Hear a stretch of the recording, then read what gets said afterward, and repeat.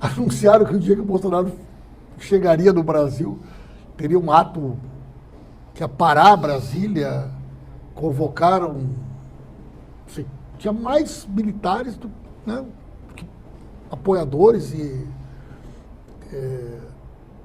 o problema do Bolsonaro é um problema hoje de polícia e da justiça. Né?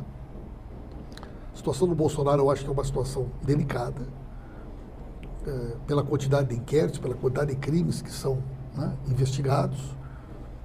Nós defendemos que ele tenha o amplo direito de defesa do processo legal e que seja julgado a sua conduta das pessoas próximas nas esferas do Poder Judiciário que ele deve ser julgado. Né?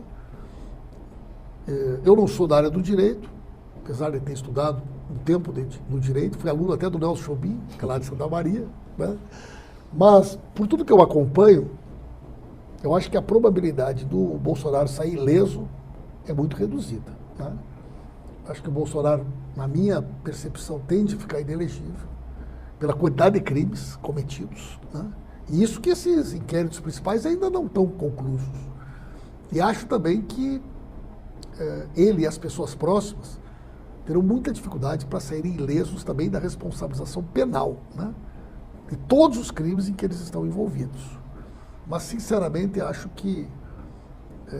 sabe aquele negócio, por exemplo, tu perguntar assim, quem votou no Collor em 89, é difícil tu achar alguém, né? Que é como se não existisse essa pessoa, né? Se tu chegar na Alemanha hoje e pergunta assim, a família de vocês apoiava o Hitler? Todo mundo diz, não, pelo amor de Deus, né? Nossa família sempre foi contra as ideias do nacional-socialismo aqui do Hitler, na Alemanha.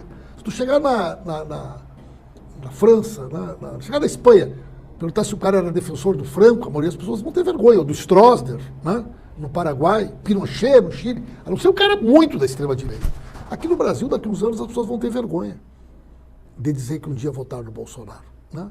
Muitos já pagaram fotos, já... Né? Se tu perguntar se elas votaram no Bolsonaro, muitos hoje em dia já dizem que não. Na medida que ficar mais claro para a sociedade quem é o Bolsonaro e tudo que ele fez contra o Brasil, vai ser um fenômeno parecido com o Collor. Daqui a uns anos nós não vamos mais saber ninguém que tenha declarado que na eleição de 2022 votou no Jair Bolsonaro, porque as pessoas vão ter vergonha de vincularem a sua imagem, a sua trajetória, a sua história a uma figura tão nefasta quanto ele. As redes sociais, elas exigem um outro tipo de linguagem, um outro tipo de raciocínio. E como é que funciona, né? Eu tenho aprendido, tenho conversado com muita gente. Os algoritmos, os temas, eles ganham intensidade e repercussão a partir da procura que eles têm num determinado momento, num determinado dia. Se tu quer comunicar um determinado conteúdo a respeito de uma determinada matéria, nada mais adequado para qualquer publicitário, para qualquer informação, que ela dialogue com o fluxo do algoritmo do dia. Né?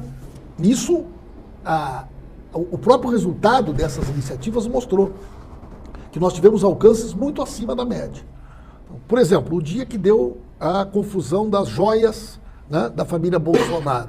Qual era a grande procura nas redes? Bom, como é que eu tenho que declarar compras que eu faço no exterior? Esse era o tema.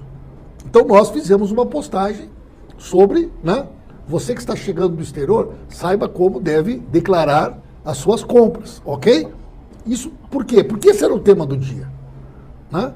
Quer dizer, quando ocorreu o episódio da fraude do cartão de vacina do Bolsonaro, do Coronel Cid, esse era o tema do dia. Então não adianta um governo ou qualquer pessoa, no momento que toda a sociedade está discutindo cartão de vacina, achar que aquele é o momento de eu vir para o tema do Bolsa Família, porque eu não dialogo com a rede. A minha publicação ela não vai ter intensidade, ela não vai ter alcance. E foi assim também no episódio, né, do PowerPoint. Quer dizer, se você chegar, né, em qualquer uma das redes, você vai ver aquele dia. Qual era o assunto do dia? PowerPoint.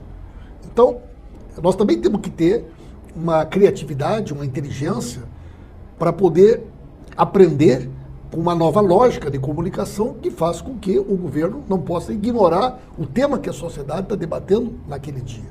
E foi isso que nós fizemos, né? De forma criativa, e do meu ponto de vista funcionou. Então eu acho que quando a gente pensa numa comunicação da rede, a gente não pode pensar da forma tradicional que é a mídia, né? Que nós trabalhamos historicamente. Então, são novas formas, são novas linguagens para atender um determinado público. Eu acho que foi uma criatividade correta e adequada que nós utilizamos naquele momento para tratar temas que o Brasil inteiro estava discutindo. É que as críticas ao senhor e à comunicação foi que, na verdade, era uma provocação desnecessária a um adversário político e alimentava um ambiente de ódio que o governo atual assumiu o governo dizendo não provocar. Como que o senhor se defende disso? Não, veja bem, Leonardo, nós temos hoje um grau, né, de segmentação, e é curioso, se nós olharmos, por exemplo, essa última pesquisa do CNT, ela teve 24% de ruim e péssimo. Historicamente, o ruim, ele é muito maior do que o péssimo, ou no mínimo empata. Essa pesquisa tem 3 vezes mais péssimo do que ruim. E várias pesquisas têm sido assim. Isso mostra o quê? Que há um grau de calcificação tal de uma base que acha que a eleição foi fraudada, que apoia os atos do dia 8 de janeiro, né? Que acha que as urnas eletrônicas eram manipuladas, né? Que acha que a Terra é plana, que vai ter sempre um posicionamento contrário a respeito de todas as iniciativas que nós adotarmos. Então, não é como tu imaginar que uma determinada iniciativa não vai ter, né, um nível de contestação, de polarização. Como eu disse lá no início, né, nós temos uma realidade no Brasil hoje, que é uma realidade, né, de 40% de ótimo e bom, 30% de irregular e 24% a 30% que, independente da ação do governo, são contra. Vamos lançar hoje um programa importantíssimo, Farmácia Popular. Né, um programa que atinge praticamente toda a população do país. Se você fizer uma pesquisa hoje sobre farmácia popular, você vai encontrar aí em torno de 24%, 25% da população que vai dizer que é contra a farmácia popular. É contra o Bolsa Família, é contra o Minha Casa Minha Vida, é contra o Mais Médicos, né? Então, é um segundo momento que nós vamos ter que encontrar um mecanismo para que essas pessoas, né, se desarmem e sejam dispostas a poder dialogar. Então, eu acho que tem que achar um ponto de equilíbrio, né? Eu tenho procurado evitar, né, uma linguagem, uma comunicação mais ácida, digamos assim, né? Mais apimentada, para fazer aqui uma brincadeira, né? Mas evidentemente que às vezes a gente tem que ter um pouquinho de criatividade, de ousadia também para saber aproveitar o momento e conseguir dialogar com mais gente.